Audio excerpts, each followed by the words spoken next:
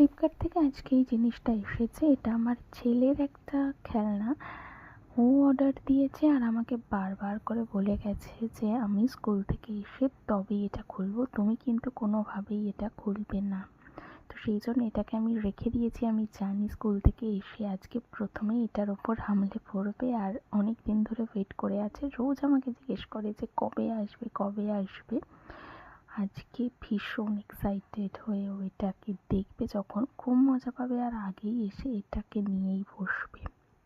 School থেকে আসা অবধি অপেক্ষা। স্কুল থেকে দেখো চলে এসেছে আর যেটা আমি ভেবেছিলাম আর যেটা বলেছিলাম সেটাই কিন্তু হয়েছে। মানে আগে স্কুলের জামা কাপড় খোলার কোনো প্রয়োজন নেই, এটা নিয়েই বসে গেছে। এরকমই হয়, বাচ্চা বয়সে আমরাও করতাম, এখনও করি যদিও, বা কোনো কিছু অর্ডার দিলে কখন আসবে আর কখন সেটা দেখবো ভীষণ এক্সাইটেড থাকি। ও ভীষণ খুশি হয়েছে। আর এটা হচ্ছে উনো কার্ড।